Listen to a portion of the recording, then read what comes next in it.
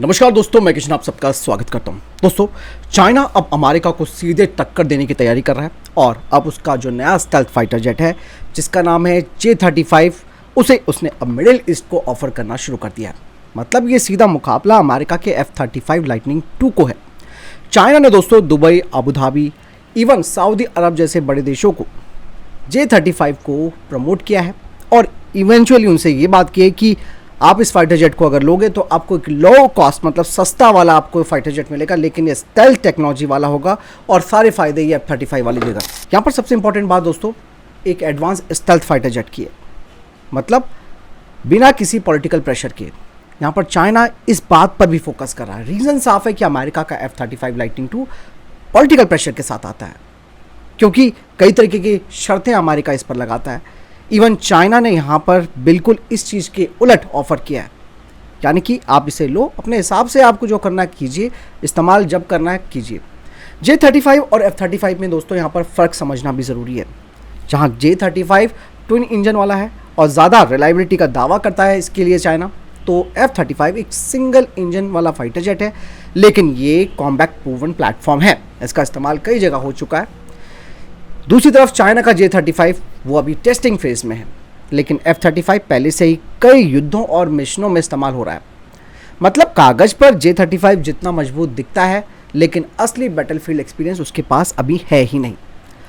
Even दोस्तों middle east के कई देश जैसे कि UAE और कतर लंबे समय से F-35 खरीदना चाहते हैं, लेकिन अमेरिका की स्ट्रिक्ट टेक्नोलॉजी कंडीशन, इसराइल के सिक्योरिटी कंसर्न्स और US कांग्रेस की जो पॉलिटिकल अप्रूवल्स हैं, इन सब की वजह से ये डील हमेशा अटक जाती है। इसीलिए यहाँ पर चाइना एक बैकअप ऑप्शन बनकर सामने आ गया है। लिटरली दोस्तों चाइना बहुत ही स्ट्रैटेजी के साथ गेम खेल रहा है, लेकिन यहाँ पर सबसे बड़ा सवाल आता है कि क्या चाइना पर भरोसा किया जा सकता है। यही सबसे बड़ी प्रॉब्लम है। चाइनीज़ हथियारों की जो लॉन्ग टर्म रिलायबिलिटी है उस पर कई बार सवाल उठ चुके हैं, और जो देश इन फाइटर जेट्स को खरीदेंगे उनके लिए ये सबसे बड़ा क्वेश्चन रहेगा। और जैसे कि अगर और हथियारों की भी बात की जाए, जिन को हथियार बेचे हैं चाइना ने, और एक टाइम के बाद उनका फीडबैक नेगेटिव रहा है। यही नहीं, इसके अलावा सबसे बड़ा कंसर्न होता है मेंटेनेंस और स्पेयर पार्ट का इकोसिस्टम भी, जहां पर चाइना इतना मजबूत नहीं है। और सबसे बड़ी बात रियल कॉम्बैट परफॉर्मेंस अभी इसकी हुई नहीं है, तो कैसे देश इस पर भरोसा कर सकते हैं।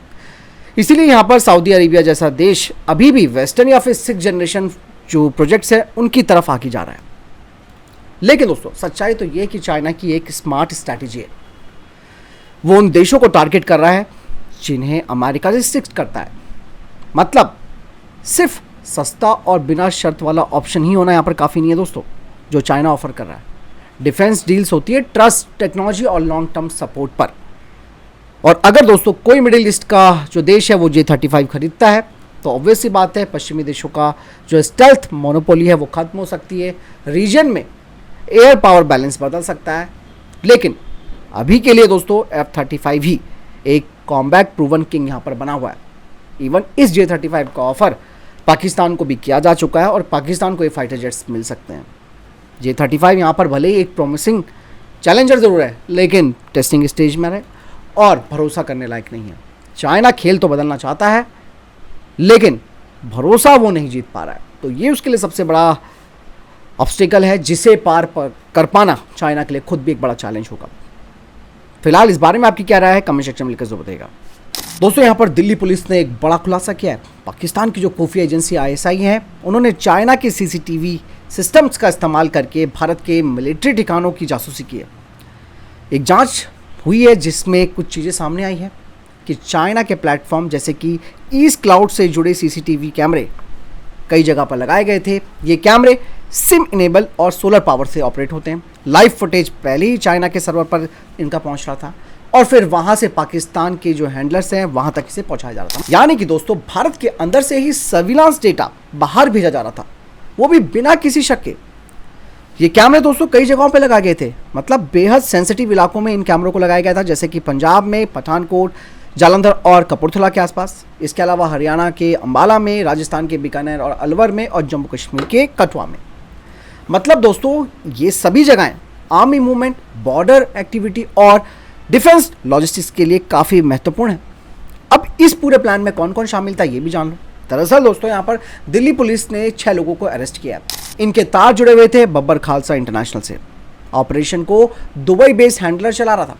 आईएसआई का हैंडलर कैप्टन रायना इस मिशन को लीड कर रहा था।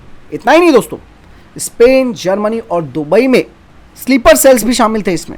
इस नेटवर्क का दोस्तों असली मकसद था भारतीय सेना की मूवमेंट को ट्रैक करना, हथियारों और लॉजिस्टिक्स की जानकारी लेना और युद्ध की स्थिति में प्रिसाइज टारगेटिंग करना। मतलब दोस्तों ये सिर्फ एक जासूसी नहीं थी, बल्कि फ्यूचर मिलिट्री स्ट्राइक्स की तैयारी हो सकती थी। अब ये मामला दोस्तों सिर्फ आईएसआई की साजिश नहीं है, बल्कि एक बड़ी टेक्नोलॉजी वल्नरेबिलिटी से जुड़ा हुआ है। मतलब सस्ते और अनसिक्योर्ड फॉरेन जो सीसीटीवी सिस्टम्स हैं, इनके जरिए डेटा बाहर जा रहा है, चाइना के सर्वर पर जा रहा है। इवन लोकल लेवल पर सिक्योरिटी चेक यहाँ पर नहीं किया जा रहा है। ये भी हमारी यहाँ पर कमी है। आज के वक्त में दोस्तों कैमरा सिर्फ सिक्योरिटी टूल नहीं है, बल्कि स्पाई टूल भी बन रहा है। रिपोर्ट तो ये भी कहती है कि इस तरीके की स्ट्रैटेजी पहले भी इस्तेमाल हो चुकी है। जैसे कि इजरायली इंटेलिजेंस पर आरोप लगाए गए थे कि उन्होंने ईरान की सीसीटीवी नेटवर्क को हैक करके अल खामनेई तक उसकी मूवमेंट सब कुछ ट्रैक कर ली थी, जिस वजह से वो मारा गया। मतलब मॉडर्न वॉरफेयर में डेटा ही असली हथियार बन चुका है।